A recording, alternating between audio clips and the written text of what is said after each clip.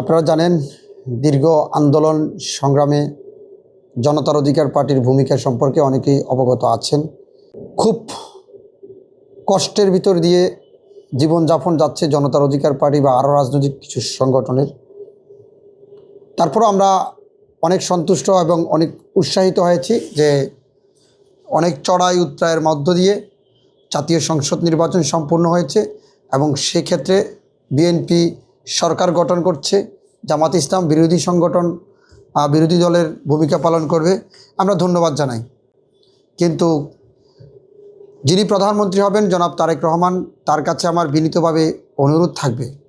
তারেক রহমান কিছু লোককে এমপি বানিয়েছেন যারা গত সরকারের আমলে আতাত করেছিলেন। 18 সালের নির্বাচনে বিএনপিকে নিয়ে তারা অনেক বাজে মন্তব্য করেছিলেন, বিএনপির বিরুদ্ধে কথা বলেছিলেন। তারেক রহমান লন্ডন থেকে প্রধানমন্ত্রী হবেন কেন, এ বিষয়ে প্রশ্ন তুলেছিলেন। এক্সট্রিম মশার কয়েল প্ল্যান্ট ফাইবার দিয়ে তৈরি, ডেঙ্গু চিকুনগুনিয়া বাহি সহ যে কোনো মশার বিরুদ্ধে দেয় এক্সট্রিম সুরক্ষা। এবং শহীদ প্রেসিডেন্ট জিয়াউর রহমানকে নিয়ে অনেকে বাজে মন্তব্য করেছিলেন। সেই সমস্ত লোকদেরকে 2026 সালের ত্রয়োদশ জাতীয় সংসদ নির্বাচনে বিএনপি এমপি বানিয়েছেন, আবার শুনতেছি মন্ত্রীও বানাবেন।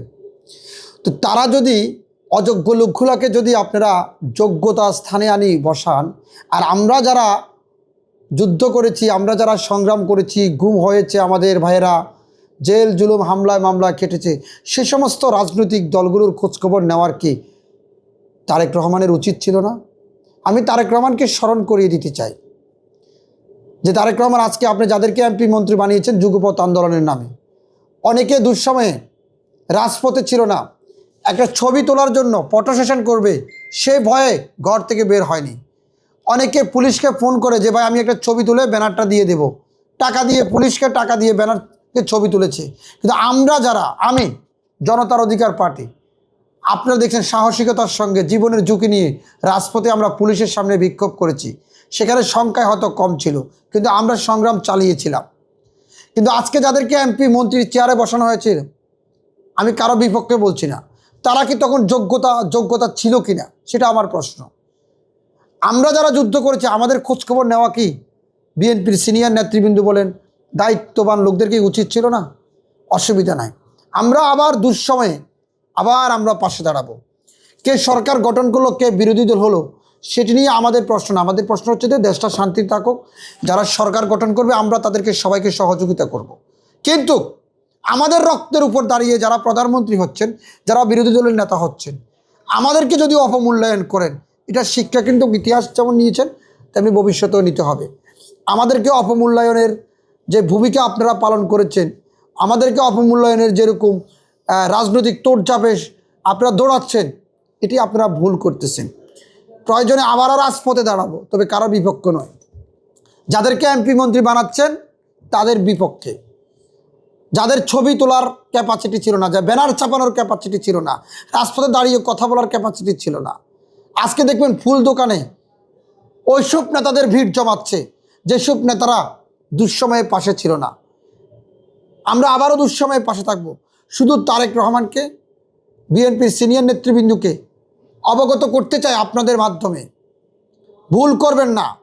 ভুলের সিদ্ধান্ত গত 17 বছর দিয়েছি, আমরা নতুন কোনো ভুলের সিদ্ধান্ত আমরা নিতে চাই না। আমরা যারা আপনার ধরেন বিএনপির চেয়ারম্যান আগামীর প্রধানমন্ত্রী হবেন আগামীকালকে, যারা তার সাথে ছবি তুলতে পারেন, যার সাথে লন্ডনে দেখা করেছেন, তাদের অনেকেই টিকিট পেয়ে গেছেন। লন্ডনে তার সাথে যারা দেখা করেছেন তাদের প্রায় লোক টিকিট পেয়েছেন, কেউ এমপি হয়েছেন, কেউ এমপি হননি, কিন্তু টিকিট পেয়েছেন। আমরা কি দোষ করেছি? আমরা কার মাথায় বাড়ি দিয়েছি? আমরা কার মাথায় বাড়ি দিয়েছিলাম?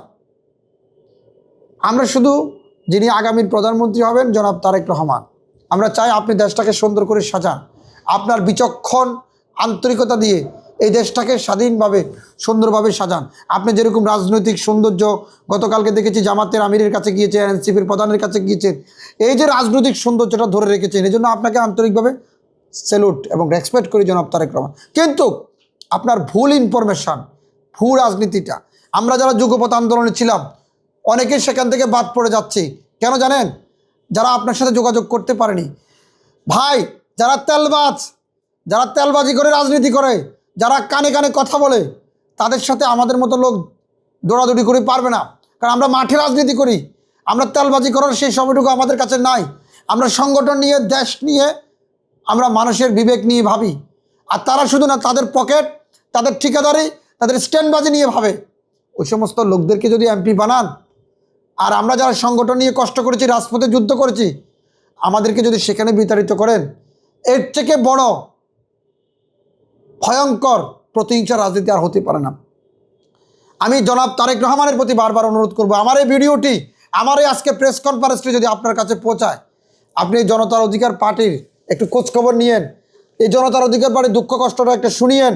আপনার কাছে এমপিও চাই না, মন্ত্রীও চাই না, ভালো কোনো মন্ত্রণালয়ের চেয়ারও চাই না, কিছু আমাদের লাগবে না। আমরা রাজনীতি করি মানুষের কল্যাণে। আমাদেরকে দুঃসময়ে খোঁজখবর নিয়েন, আমাদেরকে পাবেন। আমাদের সামর্থ্য অনুযায়ী আমরা চেষ্টা করে যাব।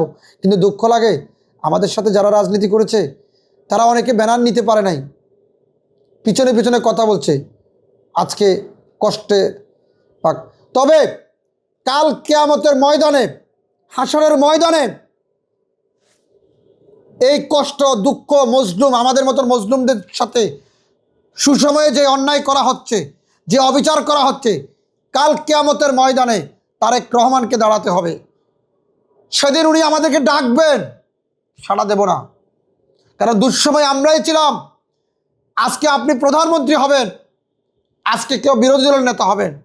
আমাদের নির্বাচনীয় যুদ্ধের ময়দানে দুঃসময়ে আমাদের রক্ত, জেল, জুলুম, মামলার উপর দিয়ে আজকে আপনারা প্রধানমন্ত্রী হয়েছেন। কারো কষ্ট ছিল বেশি, কারো কষ্ট কম ছিল, কিন্তু সবাই আমরা একটি সংগ্রামের মধ্য দিয়ে আমরা রাজনীতি করে এই দেশটাকে সুসংগঠিত করেছি। গ্রামগঞ্জ থেকে শুরু করে সকল মানুষের অবদান আছে। যদি আপনি তাদের এই অবদানকে অস্বীকার করেন, ভুলে যান, কাল কিয়ামতের ময়দানে তারেক রহমানকে দাঁড়াতে হবে, ইনশাল্লাহ জবাব দিতে হবে। আজকে আপনাদের সামনে বলে যাচ্ছি, যদি আমার এই ভিডিও, যদি আমার এই মেসেজ আপনাদের কাছে কোনো কারণে যায়, তারেক রহমান পর্যন্ত পৌঁছায়, তাহলে অনুরোধ রইল, অন্ততপক্ষে আমাদের কষ্ট, দুঃখের কথাগুলো আপনি শুনবেন। আর আপনার গুলশান অফিসে তেলবাজদেরকে দয়া করে, গুলশান অফিসে কানে কানে কথা বলা, ফুল দেওয়া, তেলবাজদেরকে বিতাড়িত করে নতুন করে আপনার সেখানে জনবল নিয়োগ করবেন। কারণ এরা 5 তারিখের পর এক একজন সাম্রাজ্যের মালিক হয়েছে, টপ সাম্রাজ্যের মালিক হয়ে গেছে। তো কাজে বিষয়টি আপনাকে খেয়াল রাখতে হবে। আমরা চাই আপনি সুন্দরভাবে দেশটাকে সাজান। তবে শেষ কথা হচ্ছে, মজলুমের সাথে যদি আপনি অন্যায় করেন, মজলুমের হাহাকার আসমান কেঁপে উঠবে। আর সে আসমান যখন কেঁপে উঠবে, মনে রাখবেন দুঃখ আছে কপালে সবাই। ধন্যবাদ।